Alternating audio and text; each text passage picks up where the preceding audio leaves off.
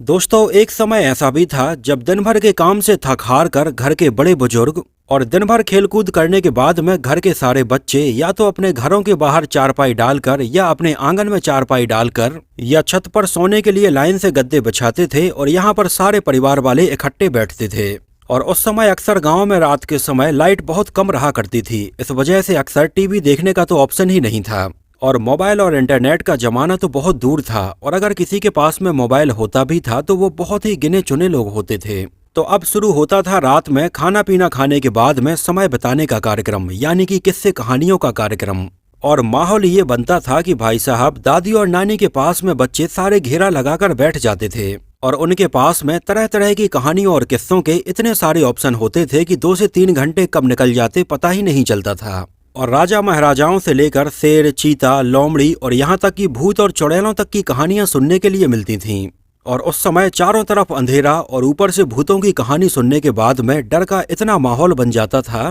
कि ऐसे माहौल में छत से नीचे उतरकर बाथरूम करने के लिए जाना और नीचे से पानी भरकर लाना बहुत ही मुश्किल हो जाता था। तो कुछ ऐसी ही छोटी छोटी हॉरर कहानियों को मिलाकर साल 2003 में हमें एक बेहतरीन हॉरर फिल्म देखने के लिए मिली थी, डरना मना है। और उस समय 2003 में एक ही फिल्म में 6 अलग अलग स्टोरीज को दिखाना ये बहुत ही नया कंसेप्ट था। और इसमें नजर आने वाली हर एक स्टोरी का दूसरी स्टोरी से कोई भी कनेक्शन नहीं था। यहाँ तक कि एक्टर अलग अलग थे, सिनेमेटोग्राफी अलग थी और ये देखने में बिल्कुल अलग अलग लग रही थीं। और फिल्म डरना मना है साल 2003 में आई, अपने आप में एक बहुत ही एक्सपेरिमेंटल और बहुत ही अलग तरह की फिल्म थी। जो कहानियां देखने के बाद दिमाग में ये ख्याल आता है कि यार ये कितनी विचित्र कहानियां हैं और इनको देखने के बाद कहीं कहीं पर डर भी लगता है। हालांकि आपकी जानकारी के लिए बता दें कि उस समय रिलीज हुई फिल्म डरना मना है बॉक्स ऑफिस पर फ्लॉप रही थी, लेकिन फिल्म का कंसेप्ट लोगों को इतना ज्यादा पसंद आया कि आगे चलकर ये फिल्म बॉलीवुड की कल्ट फिल्मों में गिनी जाने लगी। और वाकई में अगर देखा जाए तो ये बहुत ही यूनिक फिल्म थी जिसको डायरेक्टर रामगोपाल वर्मा ने प्रोड्यूस किया था, जो वैसे ही बॉलीवुड में अलग अलग तरह की एक्सपेरिमेंटल फिल्में करने के लिए जाने जाते हैं, जिन्होंने अपने करियर में शिवा, द्रोही, रात, गायम, रंगीला, सत्या, दौड़, कौन और कंपनी जैसी कई अलग अलग तरह की फिल्में बनाई हैं। जिनकी फिल्म सत्या में उन्होंने मुंबई अंडरवर्ल्ड को बिल्कुल ही अलग तरह से दिखाया और आगे चलकर इस थीम पर और भी कई फिल्में बनी। रामगोपाल वर्मा ने आगे चलकर सरकार और सरकार राज जैसी बेहतरीन फिल्में भी बनाई हैं, लेकिन पता नहीं आगे चलकर उनका दिमाग कैसा घूमा कि एक टाइम पर उन्होंने फूंक और फूंक 2 जैसी हॉरर फिल्में बनाई और आज के टाइम पर तो वो बिल्कुल बोल्ड और बी ग्रेड फिल्में बनाने में लगे हुए हैं। लेकिन भाई, टैलेंटेड लोग हैं, ऐसे ही लोगों का दिमाग पता नहीं कब कैसा घूम जाए और कोई बेहतरीन फिल्म बन जाए। खैर, आते हैं फिल्म डरना मना है के ऊपर, जो अपने आप में बहुत ही अलग तरह की फिल्म थी। जिस समय लोग सीक्वल का नाम तक नहीं जानते थे, उस समय कैसे एक फ्लॉप फिल्म का आगे चलकर सीक्वल भी बनाया गया। इसमें नजर आने वाली शॉर्ट स्टोरीज किसकी रियल लाइफ से इंस्पायर्ड थीं और कौन सी स्टोरी को कितने दिनों में शूट किया गया था। तो वीडियो पूरा देखते रहिए, ये काफी दिलचस्प होने वाला है। एक्चुअली उस समय साल 2002 में आई फिल्म राज और 2003 में आई फिल्म भूत के बाद में बॉलीवुड में हॉरर फिल्मों का चलन दोबारा से शुरू हो गया था। नहीं तो इसके पहले तक ज्यादातर हॉरर फिल्में हमें लेट 80s में रामसे ब्रदर्स की ही देखने के लिए मिलती थीं। लेकिन राज के बाद में हॉरर फिल्मों का ट्रेंड एक बार फिर से वापस आया और इस थीम पर आगे चलकर कई और फिल्में बनी, जहां कहानी की शुरुआत ही एक बहुत ही रोमांचक और हॉरर तरीके से होती है। जब 7 दोस्तों का समूह एक कार से जंगल के रास्ते से जा रहा होता है और कार खराब हो जाती है और यहाँ पर जंगल के बीचों बीच में बीच सड़क पर सुनसान रास्ते में ये सारे लोग कार से नीचे उतरते हैं और ये सारे लोग पास में नजर आने वाले एक खंडर में रुकते हैं और यहाँ पर शुरू होता है मौत का तांडव। उस समय रिलीज हुई फिल्म डरना मना है में, काल में और कृष्णा कॉटेज में भी हमें काफी हद तक ये सीन देखने के लिए मिला था, जिससे हर कोई रिलेट कर पाता है, क्योंकि रात के समय हाईवे पर जंगल के रास्ते से हर कोई निकलता है और ये ख्याल सबके दिमाग में कहीं ना कहीं आ ही जाता है कि अगर ऐसे में गाड़ी खराब हो जाएगी तो आगे क्या होगा। तो फिल्म डरना मना है की सबसे बड़ी खासियत यही थी कि इसमें नॉर्मल से नॉर्मल कहानी को भी काफी हॉरर तरीके से दिखाया गया था। चाहे राजपाल यादव के सेब वाली कहानी हो या फिर स्कूल टीचर रघुवीर यादव के होमवर्क वाली कहानी हो, सोहेल खान और अंतरा माली के चलते हुए हाईवे पर अचानक से कार की लाइट बंद करने वाली कहानी हो, या फिर विवेक ओबराय के MTV बकरा वाली कहानी हो, या फिर सैफ अली खान और बोमन ईरानी की नो स्मोकिंग वाली कहानी हो, या फिर आफ्ताब सिब्दसानी की बहुत ही अजीबोगरीब स्टॉप और मूव वाली कहानी हो। वैसे अगर देखा जाए तो इसमें नजर आने वाली ये सारी की सारी कहानी लोगों की बिल्कुल दैनिक लाइफस्टाइल से जुड़ी हुई हैं। लेकिन इन नॉर्मल सी कहानियों में भी कैसे हॉरर लाया जाता है, इसको डरना मना है में बेहतरीन तरीके से दिखाया है। यहाँ तक कि इसके कैमरा एंगल भी इतने खतरनाक और हॉरर तरीके से रखे गए हैं कि नॉर्मल से नॉर्मल सीन भी डरावना लगता है और ऐसा लगता है कि मानो अगर हमारे घर के सामने रियल में भी कोई सेब बेचने के लिए उस समय आ जाए तो हमें उसके ऊपर भी शक होने लगे। जिसमें राजपाल यादव जैसे कॉमेडियन से भी हॉरर के सीन करवा दिए गए, जो वाकई में काबिले तारीफ रहे।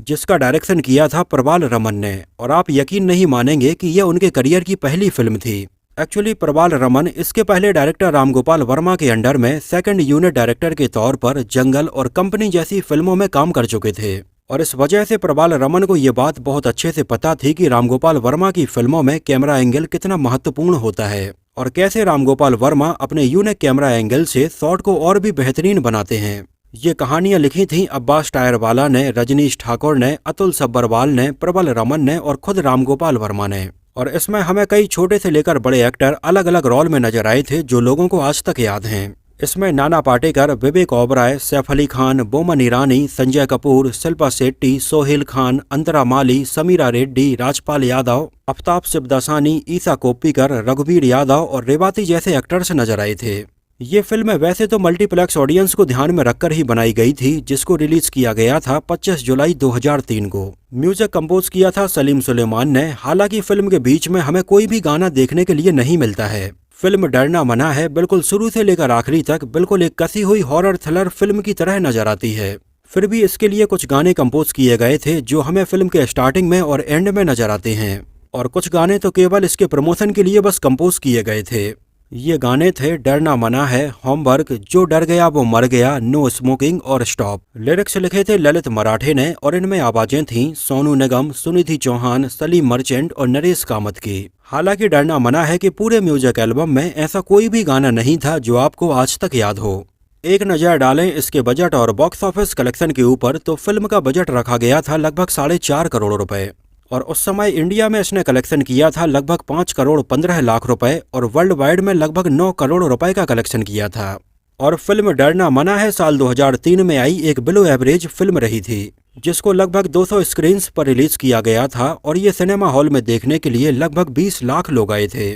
और 2003 में ये पैसे कमाने के मामले में 33वें नंबर पर रही थी। 2003 की अगर टॉप 5 फिल्मों के बारे में बात करें तो इस साल पहले नंबर पर फिल्म थी कोई मिल गया, दूसरे नंबर पर थी कल हो ना हो, तीसरे नंबर पर थी द हीरो, चौथे नंबर पर थी मुन्ना भाई MBBS और 5वें नंबर पर थी बागबान। फिल्म डरना मना है को IMDb पर 6.3 आउट ऑफ 10 रेटिंग मिली हुई है। बॉलीवुड में अगर हम इस तरह की एंथोलॉजी फिल्मों की शुरुआत की बात करें तो ये शुरुआत मानी जाती है 1957 में आई दिलीप कुमार, किशोर कुमार, सुचित्रा सेन और निरूपा रॉय की फिल्म मुसाफिर से, जो 1957 में रिलीज हुई थी, और इसको डायरेक्ट किया था ऋषिकेश मुखर्जी ने। जिसमें हमें वैसे तो 3 अलग अलग कहानियां देखने के लिए मिली थीं जो आपस में आगे चलकर एक दूसरे से कनेक्ट भी हो जाती हैं, और ऐसी कई एंथोलॉजी फिल्में हमें तमिल में और मलयालम में भी देखने के लिए मिलती रही हैं। और फिल्म डरना मना है में इस तरह की छोटी छोटी हॉरर कहानियों को एक फिल्म में दिखाने का आइडिया रामगोपाल वर्मा का ही था, जो खुद उस समय 2003 में अजय देवगन और उर्मिला मातोंडकर के साथ में हॉरर फिल्म भूत डायरेक्ट कर रहे थे, और सेम उसी टाइम पर उनके प्रोडक्शन हाउस में प्रबाल रमन फिल्म डरना मना है बना रहे थे। आपकी जानकारी के लिए बता दें कि प्रबाल रमन वही डायरेक्टर हैं जिन्होंने आगे चलकर डरना मना है के बाद में गायब, डरना जरूरी है कि एक कहानी, 404 एरर नॉट फाउंड, मैं और चार्ल्स, दोबारा, सी यू एविल और सर्जेंट जैसी फिल्में बनाई हैं। एक्चुअली इसमें रामगोपाल वर्मा ने सोहेल खान वाले रोल में पहले फरदीन खान को साइन किया था, और उस समय फरदीन खान ने भी इसकी एक शॉर्ट स्टोरी में काम करने के लिए हाँ बोल दिया था, जो इसके पहले रामगोपाल वर्मा के साथ में बैक टू बैक 3 फिल्मों में काम कर चुके थे। ये फिल्में थीं जंगल, लब के लिए कुछ भी करेगा और प्यार तूने क्या किया। यहाँ तक कि उस समय फरदीन खान ने फिल्म डरना मना है के लिए अपनी डेट्स भी दे दी थी, लेकिन जिस समय एन मौके पर इसके सीन को शूट करने की बात आई तो फरदीन खान उस समय किसी जरूरी काम से बाहर थे। इस वजह से उस समय फरदीन खान इसको शूट करने के लिए नहीं आ पा रहे थे, तो बाद में उनकी जगह पर इसमें सोहेल खान को साइन किया गया, और वो हमें एक शॉर्ट स्टोरी में नजर आए थे, जिस स्टोरी में सोहेल खान अपनी पत्नी के साथ में एक हाईवे पर अपनी कार से रात के समय में जा रहे होते हैं, और इस सुनसान हाईवे में रात के समय काफी हाई स्पीड पर चलते चलते वो अचानक से अपनी कार की लाइट बंद कर देते हैं। और मैं सच बताऊं तो मैं इस सीन में काफी ज्यादा डर गया था, और मुझे डरना मना है में हाईवे पर चलने वाली ये हॉरर स्टोरी बहुत ज्यादा डरावनी लगी थी। और आपकी जानकारी के लिए बता दें कि सोहेल खान और अंतरा माली वाली इस शॉर्ट स्टोरी को मात्र 2 दिन में शूट किया गया था, लेकिन इसमें रखा जाने वाला कैमरा एंगल और माहौल इतना डरावना हो जाता है कि वाकई में डर लगने लगता है। एक्चुअली ये सारी कहानियां बनाते टाइम पर इसके मेकर्स के दिमाग में केवल एक ही ख्याल था कि नॉर्मल से नॉर्मल सीन को भी हॉरर बनाना है। अब क्लास टीचर के ये होमवर्क करवाने वाला सीन ही आप देखिए, या राजपाल यादव के इस तरह से ये मार्केट में सेब बेचने वाला सीन आप देखिए, जो वैसे तो बहुत ही नॉर्मल से सीन है, लेकिन इसको भी काफी डरावना बनाया गया है। एक्चुअली पहले इसमें संजय कपूर वाले रोल में मनोज बाजपेयी को साइन किया गया था, जिनकी रामगोपाल वर्मा के साथ में बहुत अच्छी बनती है और वो उनके साथ में कौन और सत्या जैसी फिल्मों में काम भी कर चुके थे। लेकिन उस समय मनोज बाजपेयी अपनी और दूसरी फिल्मों की शूटिंग में बिजी थे, इस वजह से इसके लिए समय नहीं निकाल पा रहे थे और ये रोल वैसे भी काफी छोटा था और बाद में उनकी जगह पर संजय कपूर को साइन किया गया था। इसमें नजर आने वाली सैफ अली खान और बोमन ईरानी की नो स्मोकिंग वाली कहानी भी काफी दिलचस्प थी, जिसमें सैफ अली खान शाम के समय हाईवे के किनारे नजर आने वाले एक होटल में रुकते हैं। एक्चुअली ये एक रियल होटल था जिसकी शूटिंग पनवेल के पास में बालाजी होटल में की गई है,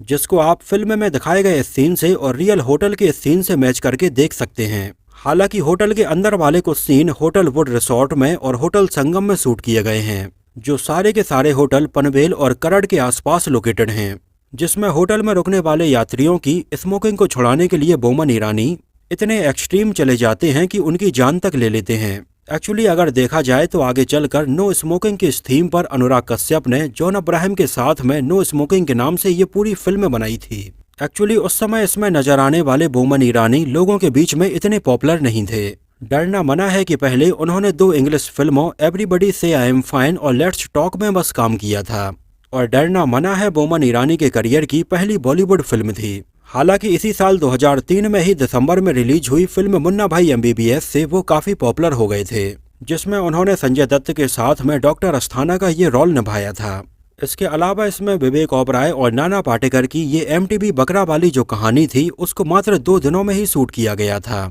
जो शॉर्ट स्टोरी बेस्ड थी उस समय MTV पर आने वाले बहुत ही पॉपुलर टीवी शो MTV बकरा पर, जो लोगों के बीच में उस समय काफी पॉपुलर था, जिसको साइरस भरूचा होस्ट किया करते थे। साइरस भरूचा वही हैं जिनको आपने बिग बॉस में भी देखा होगा और इस शॉर्ट स्टोरी में हमें उनका नाम भी सुनने के लिए मिलता है। इसी शॉर्ट स्टोरी में जब नाना पाटेकर एक कब्रिस्तान से बाहर आते हैं तो ये सीन बिल्कुल वैसा ही था जैसा कि हमें साल 1964 में आई फिल्म वो कौन थी में देखने के लिए मिला था, जब साधना कब्रिस्तान से बाहर आती हैं। इसके अलावा इसमें नजर आने वाले कीकू शारदा की भी बहुत ही स्टार्टिंग की फिल्मों में से ये एक थी। एक्चुअली अगर वैसे देखा जाए तो फिल्म डरना मना है का ये आइडिया काफी हद तक इंस्पायर्ड था 1997 में आई फिल्म कैंप फायर टेल्स से, जिसमें भी कुछ ऐसी ही अलग अलग कहानियों को मिलाकर ये फिल्म बनाई गई थी। उस समय इसके प्रोमो के तौर पर टीवी पर इसके कई गाने हमें देखने के लिए मिल रहे थे। हालांकि जब ये सिनेमा घरों में रिलीज हुई तो बॉक्स ऑफिस पर कुछ खास कमाई नहीं कर पाई थी, तो उस समय टीवी पर इसके मेकर्स ने ये ऐड दिखाना शुरू कर दिया था कि जिन लोगों को भी डरना मना है पसंद नहीं आई है